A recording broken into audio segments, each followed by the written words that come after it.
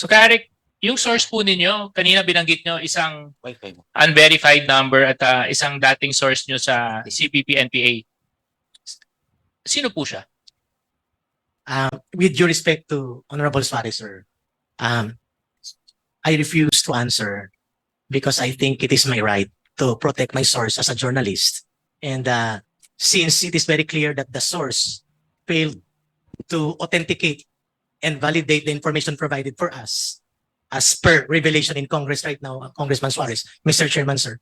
So it means that it will be between us and the source already to talk. And I do not see any need to reveal him because he had helped a lot as a source in my previous operations. And the other source you mentioned is an unverified Unlisted number. Yes, sir. Unlisted. Unlisted. Do you still have the text active? No, I'm trying to retrieve. That's why I was trying to check the message box. Wala na po, sir. Hindi ko siya na-save na. And So what you're saying is one source is an unverified number and the other source is a previous source. your previous kasamahan mo sa CPP-NPA. Sorry, Your Honor. Hindi siya CPP-NPA, hindi, pero nakakatrabaho po niya ang unit namin sa National Intelligence ng NPA. At siya po ay isang pribadong mamamayan. Opo.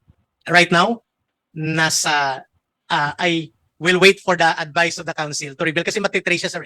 Pag sinabi ko kung saan siya ngayon. Well, look, we need to, if you're gonna be secretive about divulging information, it puts question on the validity of your statements. Because now you're hiding the truth by, all sorts of layers and layers and layers of reasons. It's just a valid question.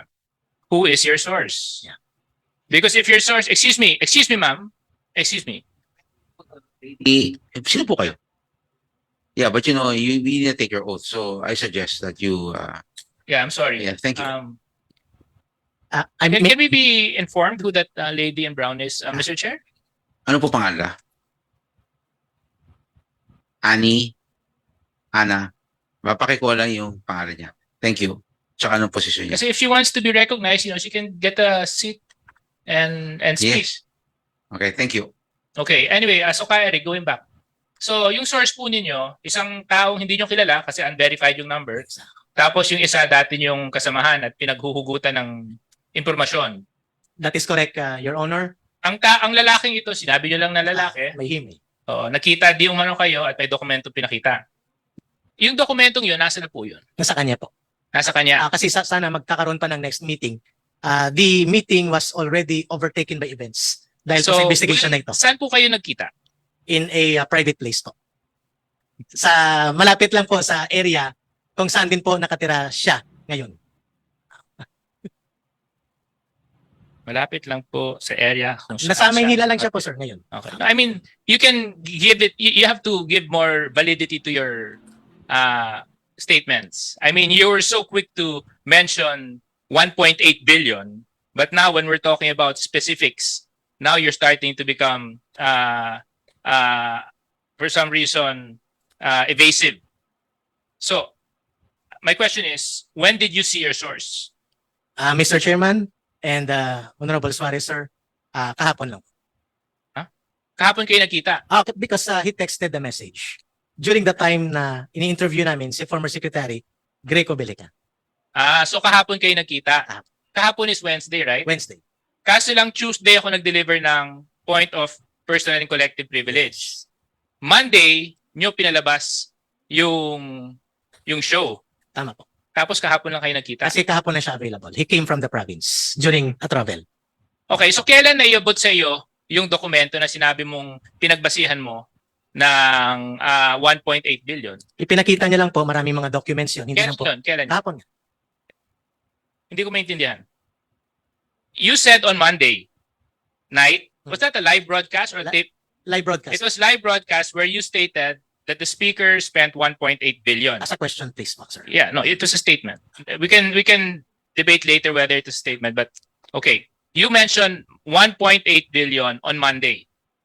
What was the basis of the 1.8 billion? You said it came from two sources. One unverified number and one from your source that you don't want to mention. Yes. My question is, when did you meet and see the documents to give that statement that you issued on Monday? The 1.8 billion as a reference question po, itinext niya na. So sabi ko, do you have the document? Sabi niya nasa out of town pa ako.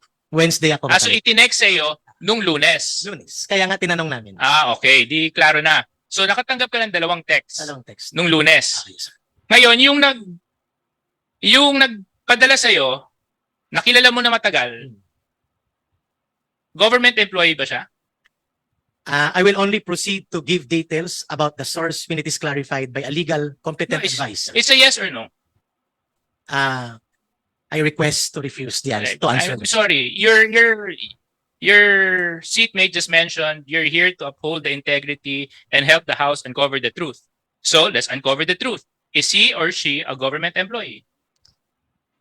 May I request? There are lawyers in the room. It's just a yes or no, Eric. Because when I state kung saan siya connected at ano siya, it will really No, now just tell go me. on with the question. No, is this a government employee or no? Yes or no? Yes. As a government employee. Yes. Okay. So now does the government employee work in Congress?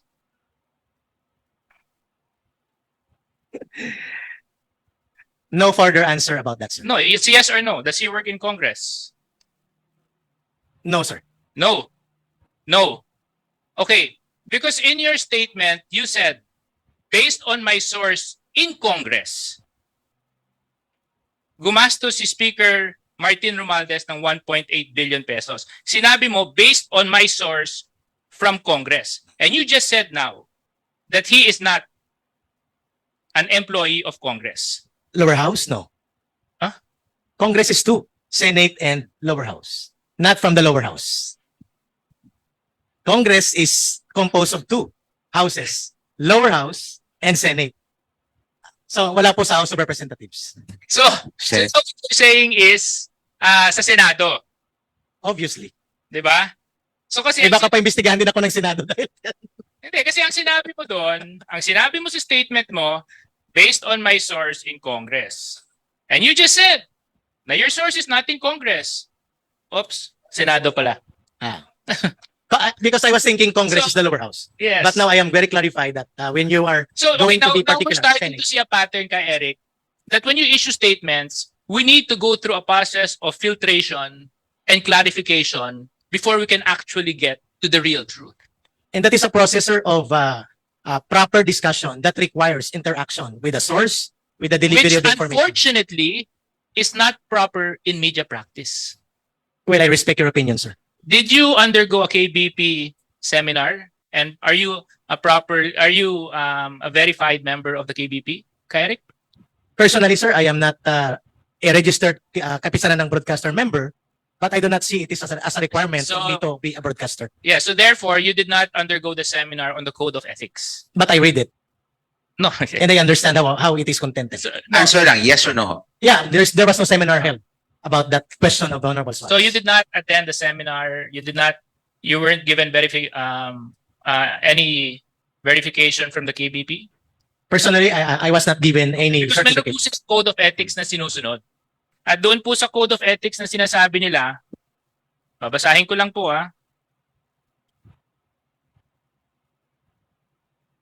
Pagdating sa mga unconfirmed reports shall not be aired unless there is an immediate and urgent need for the public to know about them, such as when the public needs to be warned of the possibility of an imminent danger. When such reports are aired, it must be emphasized that they are unconfirmed. You did not mention that the figure you gave was unconfirmed. Sir, may I respond, please? Your Yes. Honor, Mr. Chairman. 3 beses ko pong binalikan yung episode na binabanggit ni Honorable Suarez. We did not conclude. We did not insist that gospel truth yung information. What I said there is, Oo. we are going to verify from Congress, from the Office of Speaker Martin Romualdez, and we are calling out that kind of notice because we know that we need to follow up on the report and information. But because it was aired as a context reference to the interview of former Secretary Greco Belica pertaining to DNR expenses on travel, biglaan po siyang lumusot doon sa pag-uusap na yun. So then there's responsibility on your part, ka Eric. Kasi kung may ganyang kalaking numero, at the very least, dapat sasabihin niyo or dapat tinanong niyo muna yung House Secretary General. Ang laking number nun, ha? Yeah, 1.8 billion. 1.8 billion. At kung sino mang ordinaryong mamamayan ang makakarinig mula sa telebisyon na gumastos ang speaker ng 1.8 billion pesos, nakakapanira po ng puri yun. Kaso lang, you were blatant enough to come out on TV and say it straightforward. And the discussion was, and if I remember it right, sinabi mo, tapos sinabi po yata ni Yusek Badoy, how do you spend 1.8 billion pesos? That's such a huge amount. Siguro hindi na umuwi yan sa bahay. At tapos sinabi mo pa, dinagdagan mo, at base sa source ko, hindi lang 1.8 billion to. Kasi kung isasama mo ang entourage, aabot pa po to ng 2 bilyong piso. I So agree to that. Yes, that is not a question. But the context should be factored in, sir, Your Honor. No. That is not a question. Of course, that is your valid observation. I will respect. That is a clear statement. Because if you wanted to pose a question, you would have said, we have an unverified number. And this is not confirmed. And we want to seek clarification on this. And before we throw this number out, because it is so huge, we will first seek the guidance or the certification from the House of Representatives. Kasi lang hindi po nilabas yun Na ang tanong ko, KBP, nandito po ba kayo? Ano Yes. po ang usual practice ninyo pag kayo po ay makakatanggap? Kunyari, kayo po, broadcaster, at napalagay po kayo sa posisyon ni Ka Eric. Meron po kayong isang source na talagang nagbibigay ng mga balita sa iyo, tapos may isang number na nag-text sa inyo. Ano pong practice ang gagawin ng isang KBP member bago ilabas ang datos? Verification, Your Honor, from another source Verification from another source. or from the party alleged to or being imputed on. Okay. Or from the party being alleged. Yes, Your Honor. Okay. Now my question is, following our discussion, did they follow those 2 steps? My opinion is they did not, Your Honor. Thank you very much. Umani naman ito ng iba't ibang reaksyon mula sa ating mga netizens.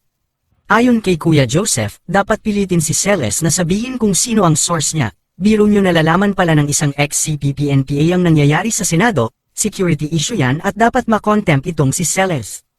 Pahayag naman ni Rica Guzman, may spiya pala sa Senado. Pigain si Celes. Sayang ang Intel Fund, nasa loob ng Senado hindi nahuhuli.